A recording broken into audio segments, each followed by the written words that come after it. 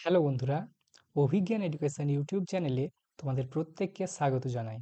বন্ধুরা, আজকে আমরা একটা খুবই গুরুত্বপূর্ণ টপিক নিয়ে আলোচনা করব। তা তোমরা যারা ডিএলএড করবে ভাবছো এবং কলেজে ভর্তি হবে ভাবছো, আজকের ভিডিওটা কিন্তু তোমাদের জন্য ভীষণভাবে গুরুত্বপূর্ণ। কারণ আজকের ভিডিওতে আমি তোমাদের সাথে শেয়ার করতে চলেছি যে ডিএলএড এবং গ্র্যাজুয়েশন একসাথে করলে তার কী কী সুবিধা রয়েছে এবং কী কী অসুবিধা রয়েছে। সম্পূর্ণ তথ্য এবং সম্পূর্ণ যে নিয়মগুলো রয়েছে, যে কোন কোন ক্ষেত্রে তোমাদের সমস্যা হবে, কোন কোন ক্ষেত্রে তোমরা প্রবলেমে পড়বে, তোমাদের লাভ কী হবে, তোমাদের লস কী হবে, এ টু জেড আমি তোমাদের সাথে আজকের ভিডিওতে শেয়ার করব, যাতে করে তোমরা একটা সঠিক ডিসিশন নিতে পারো এবং তোমাদের যে ভুল ডিসিশন সেটা নেওয়ার হাত থেকে তোমরা যাতে মুক্তি পাও। তা আমি হচ্ছি তোমাদের সাথে রয়েছি জয়দেব স্যার। আমি টেট 2017, টেট 2022 এবং টেট 2023 কোয়ালিফাইড। আমি ইন্টারভিউ দিয়েছিলাম প্রাইমারির। তা ওখানে 10-এর মধ্যে আমার স্কোর ছিল 9.7। তো আমি তোমাদেরকে গাইড করব। দীর্ঘদিন আমার প্রাইমারি এডুকেশনের সাথে নিয়মিত আমি কালচার রয়েছি, আমি আপডেটেড রয়েছি। এই বিষয়ে আমি তোমাদেরকে সঠিক তথ্য দিয়ে সহায়তা করব। দেখো, তোমরা যারা ডিএলএড করবে ভাবছো, তোমরা হুট করে গ্র্যাজুয়েশনও করতে চলে গেলে আবার ডিএলএডও করতে চলে গেলে তোমাদের দুটো কোর্স তো হয়ে যাবে, কিন্তু এতে করে তোমাদের ইন ফিউচার অনেক প্রবলেম আসবে। তাই ভুল পথে পা না বাড়িয়ে নিজেদের ভবিষ্যৎটিকে নষ্ট না করাই ভালো। সেই জন্য যারা অভিজ্ঞ রয়েছে, ধরো যারা টিচার রয়েছে যেমন আমি, তো আমি তোমাদেরকে যে গাইডেন্স দিচ্ছি, এই গাইডেন্সটা তোমরা একটু ফলো করো এবং তোমরা আজকের ভিডিওটা থেকে অনেক কিছু জানতে পারবে যে ডিএলএড এবং গ্র্যাজুয়েশন একসাথে করার কী কী সুবিধা এবং কী কী অসুবিধা রয়েছে। প্রত্যেকটা জিনিসেরই কিছু না কিছু সুবিধা থাকে, কিছু অসুবিধা থাকে, এটাও তার ব্যতিক্রম নয়। তাই আমি প্রথমে সুবিধাটা দিয়েই শুরু করব, কি কি সুবিধা রয়েছে, এবং ভিডিও শেষে দেখবে কি কি অসুবিধা রয়েছে সেটাও আমি তোমাদের সাথে শেয়ার করব পয়েন্ট বাই পয়েন্ট। একাধিক অসুবিধা রয়েছে, হ্যাঁ, এবং একাধিক সুবিধা রয়েছে, সমস্তটাই তোমাদেরকে আমি জানাবো। তাই ভিডিওটা তোমরা প্রথম থেকে শেষ অবধি দেখো, তাহলেই তোমরা বুঝতে পারবে যে কি কি সুবিধা এবং কি কি অসুবিধার সম্মুখীন তোমরা হতে চলেছো। ওকে। এবং এক্ষেত্রে যে সমস্ত অসুবিধাগুলো রয়েছে সেগুলো মারাত্মক অসুবিধা রয়েছে, এবং মানে না শুনলেই নয় এগুলো। এই অসুবিধাগুলো কিন্তু ভবিষ্যতে তোমার চাকরিটা বাতিল পর্যন্ত হয়ে যেতে পারে। হয়তো হয়তো তুমি ডিগ্রিটা করে চাকরিটা পেলে, তো সেক্ষেত্রে কিন্তু তোমার চাকরি বাতিলও হয়ে যেতে পারে। তাই অবশ্যই সাবধান, সুবিধা এবং অসুবিধাগুলো তোমরা জেনে নাও। তো ফার্স্ট অফ অল আমি যেমনটা বললাম, আমি তোমাদের সুবিধা দিয়েই শুরু করব। তার সুবিধাগুলো কি কি? সুবিধা মানে হচ্ছে অ্যাডভান্টেজেস। যদি তুমি ডিএলএড এবং গ্র্যাজুয়েশন দুটোকে একসাথে তুমি কন্টিনিউ করতে পারো, তোমার কি কি সুবিধা হবে?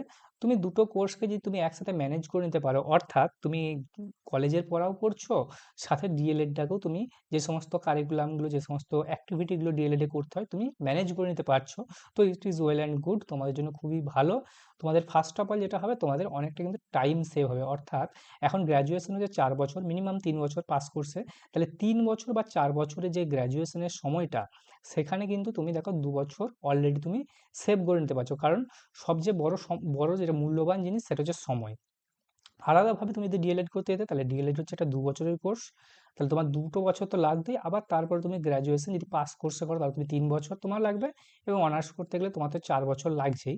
তাহলে 4 আর 2 6 বছর, মানে মোটামুটি 5 থেকে 6 বছর কিন্তু তোমার ইন জেনারেল নর্মালি, অর্থাৎ তুমি যদি প্রথমে ডিএলএড করো তারপর গ্র্যাজুয়েশন করো, তাহলে তোমার মোটমাট 5 থেকে 6 বছর লাগবে। কিন্তু তুমি যদি দুটোকে একসাথে করে নিতে পারো, অর্থাৎ তুমি গ্র্যাজুয়েশন এবং ডিএলএড যদি একসাথে তুমি কন্টিনিউ করতে পারো, তোমার মধ্যে সেই ক্যাপাবিলিটিটা থাকে, তাহলে কিন্তু তুমি 3 বছরের গ্র্যাজুয়েশন বা 4 বছরের মধ্যে তোমার অনার্স ডিগ্রি কমপ্লিট হওয়ার সাথে সাথে তুমি কিন্তু ডিএলএডটাও ডিগ্রি হাতে পেয়ে যাচ্ছ, এবং সাথে গ্র্যাজুয়েশনটাও তোমার কমপ্লিট হয়ে যাচ্ছে।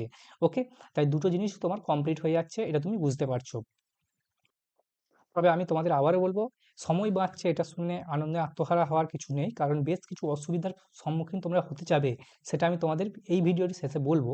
তাই ভিডিওটা তোমরা পর দেখে যাও, কোনো অংশই কিন্তু স্কিপ করো না। এরপর দেখো, একাধিক পরীক্ষার সুযোগ সুবিধা তোমরা পেয়ে যাবে। কীরকম?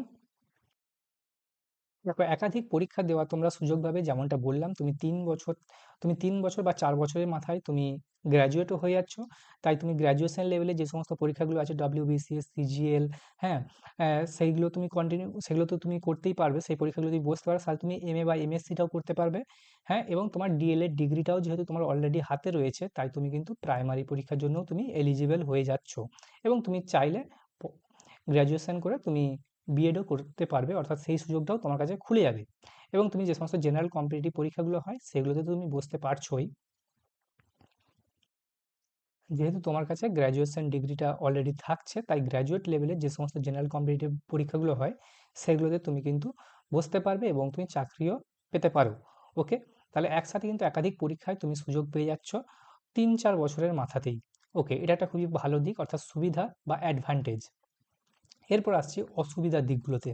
যেমন সুবিধা রয়েছে, অসুবিধাও তো থাকবে বাবু। প্রত্যেকটা জিনিসেরই সুবিধা অসুবিধা অর্থাৎ ভালো মন্দ দুটো দিকই রয়েছে, এটাও তার ব্যতিক্রম নয়।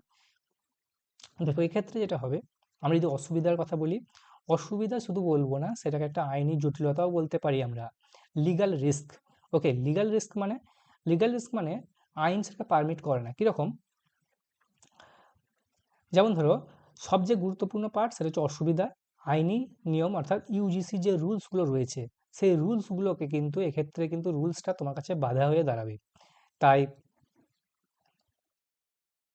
তাই এই জায়গাটা কিন্তু তোমাদের ইউজিসি যে রুলসের ব্যাপারটা, এই জায়গাটা কিন্তু তোমরা খুব ভালো করে বুঝবে, কারণ এখানেতেই অনেকে ভুলটা করে বসে। সেটা হচ্ছে দুটো রেগুলার কোর্স একসাথে করা যায় না। এটা হচ্ছে সবথেকে মোস্ট ইম্পর্টেন্ট কথা, তোমরা খুব মাথায় ঢুকিয়ে নাও, দুটো রেগুলার কোর্স একসাথে করা যাবে না। ডিএলএডটাও হচ্ছে একটা রেগুলার কোর্স, আবার গ্র্যাজুয়েশন সেটাও একটা রেগুলার কোর্স। তা দুটো তুমি একসাথে করছো, মানে দুটো রেগুলার কোর্স কিন্তু একসাথে করা যাবে না। এটা ইউজিসি, অর্থাৎ যে ইউজিসি বা ইউনিভার্সিটি গ্র্যান্ড কমিশন, অর্থাৎ ইউনিভার্সিটিগুলোর হেডে রয়েছে যে, হ্যাঁ, সেই ইউনিভার্সিটি গ্র্যান্ড কমিশনের একটা নিয়ম আছে। সেই নিয়মে বলা রয়েছে যে কখনোই একজন ক্যান্ডিডেট অর্থাৎ শিক্ষার্থী একই শিক্ষাবর্ষেতে সেম একাডেমিক সেশনেতে দুটো রেগুলার কোর্স, মানে যেগুলোকে রেগুলার কোর্স মানে ফেস টু ফেস কোর্স বলা হয়, সেই ধরনের কোর্সগুলো একসাথে সে করতে পারবে না। ওকে, তাহলে তুমি ফার্স্ট অফ অল এই রুলসটাকে কিন্তু ভায়োলেট করছো। যেহেতু তুমি দুটো রেগুলার কোর্স করতে যাচ্ছ, তোমার গ্র্যাজুয়েশন এবং ডিএলএড দুটো একসাথে, সেক্ষেত্রে কিন্তু এই রুলসটা ভায়োলেট হচ্ছে। সেক্ষেত্রে কিন্তু তোমার পরবর্তীতে দুটো ডিগ্রি কিন্তু ক্যান্সেল হয়ে যাওয়ার একটা চান্স থেকেই যায়।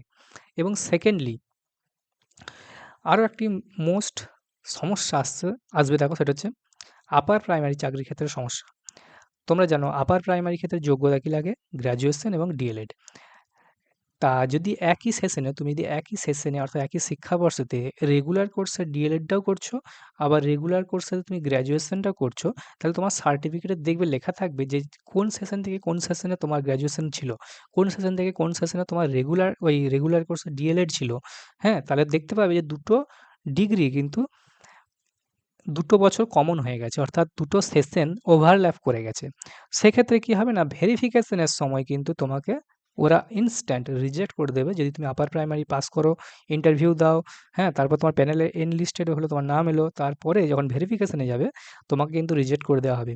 কারণ একই সময়ে একজন ছাত্র বা ছাত্রী দুটো আলাদা প্রতিষ্ঠানে কখনোই সে ফুল টাইম ছাত্র হিসাবে উপস্থিত থাকতে পারে না। কারণ তাকে অ্যাট এ টাইম একটা জায়গাতেই সে রেগুলার কোর্স পার্সিউ করতে পারবে।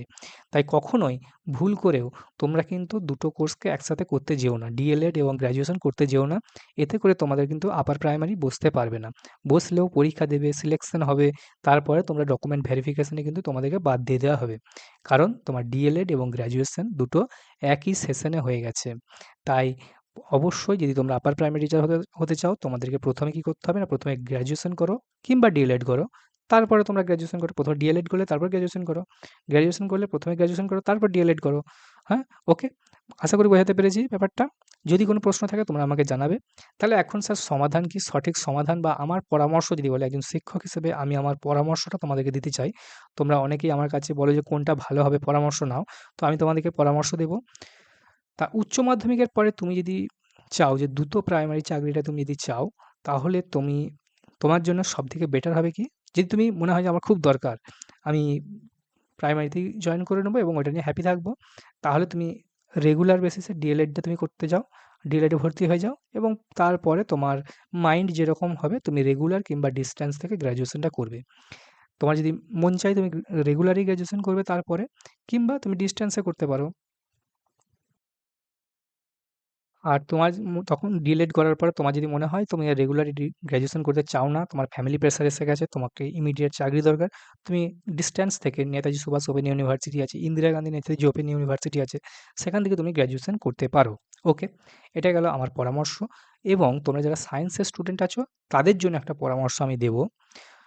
তোমরা যারা সায়েন্সের স্টুডেন্ট আছো এবং সায়েন্সে মোটামুটি ভালোই নাম্বার করেছো, তোমরা ভাবছো যে ফিজিক্স বা কেমিস্ট্রি বা ম্যাথমেটিক্সে যারা অনার্স করবে ভাবছো বা বিএসসি করবে ভাবছো, তাদের জন্য বলছি যদি তুমি সায়েন্সের স্টুডেন্ট হয়ে থাকো, তুমি প্রথমে গ্র্যাজুয়েশনটা করে নাও বাবু। গ্র্যাজুয়েশনটা করে নাও, তারপরে তোমার যখন গ্র্যাজুয়েশন কমপ্লিট হবে তারপর তুমি রেজাল্ট দেবে গ্র্যাজুয়েশনে। সেই গ্র্যাজুয়েশনের রেজাল্ট দেখে তারপর তুমি ডিএলএড বা বিএড করার ডিসিশন নেবে। কারণ তুমি এই যে যদি প্রথমেই সায়েন্সে উচ্চ মাধ্যমিক পাস করার পরেই তুমি যদি ডিএলএড করতে চলে যাও না, এই যে 2 বছর, এই 2 বছর তুমি যে ইনভেস্ট করবে, এই 2 বছরে কিন্তু তুমি তোমার সায়েন্সের যে সাবজেক্টগুলো রয়েছিল তা উচ্চ মাধ্যমিকে তার পড়ার কালচার জিনিসগুলো অনেকটাই তুমি ভুলে যাবে। এবং স্বাভাবিকভাবে তুমি কিন্তু আর পরবর্তীতে গ্র্যাজুয়েশনটা ঠিকঠাকভাবে তোমার পক্ষে করে ওঠা একটু কঠিন হয়ে যাবে। কারণ আমি নিজে এই জিনিসটা ফেস করেছি। আমি ১ম এ সায়েন্সে উচ্চ মাধ্যমিক ছিলাম। তারপরে আমি ডিএলএড করতে যাই। তো পরবর্তীতে আমি দেখেছি যে গ্র্যাজুয়েশন করতে গেলে কিন্তু একাধিক সমস্যা হচ্ছে এবং লাকিলি আমি গ্র্যাজুয়েশনটা কমপ্লিটও করেছি। ৩ বছরের কোর্সটা ৪ বছরে। হ্যাঁ, তাই তোমাদের জন্য সাজেশন এটাই হবে, যদি সায়েন্সের স্টুডেন্ট হয়ে থাকো, ১ম এ তোমরা গ্র্যাজুয়েশন করো। তারপরে তোমরা ডিএলএড করবে কিংবা বিএড করতে পারো। ওকে? আশা করি বিষয়টা তোমরা বুঝতে পেরেছো। আর আজকের ভিডিওটা যদি তোমাদের ভালো লেগে থাকে, তোমরা অবশ্যই আমাদের channel Abhigyan education with Joydev এই ইউটিউব চ্যানেলটিকে তোমরা সাবস্ক্রাইব করে নাও। এই চ্যানেলেতে আমরা মূলত প্রাইমারি ইন্টারভিউ, ডিএলএড এর আপডেট, হ্যাঁ, প্রাইমারি প্রিপারেশন, অন্যান্য চাকরির খবরাখবর টাইম টু টাইম তোমাদেরকে দিয়ে থাকি। সেই সাথে গ্রুপ সি এবং গ্রুপ ডি স্যালারি নিয়ে আমরা ভিডিও বানিয়েছি। এই ভিডিওগুলোতে কিন্তু খুব ভালো রেসপন্স এসছে। তোমরা এই ভিডিওগুলো দেখতে পারো। এছাড়া সিটেটের মান্যতা নিয়েও ভিডিও করে দেওয়া রয়েছে। তোমরা এই ভিডিওগুলো দেখবে, তোমাদের অনেকটাই হেল্প হবে। আর চ্যানেলে যদি প্রথমবার এসে থাকো, সাবস্ক্রাইব তো করছোই, বন্ধুদের সাথে ভিডিওটা শেয়ার করে দাও যাতে সবাই এই চ্যানেলটা সম্পর্কে জানতে পারে। সেই সাথে আমাদের একটি টেলিগ্রাম গ্রুপ আছে, তোমরা টেলিগ্রাম গ্রুপে যুক্ত হয়ে যাও এবং তোমরা ডাইরেক্ট আমাকে প্রশ্ন করতে পারো টেলিগ্রামের মাধ্যমে। আমি তোমাদের উত্তর দেওয়ার চেষ্টা করব। তো দেখা হচ্ছে পরের ভিডিওতে। Thank you.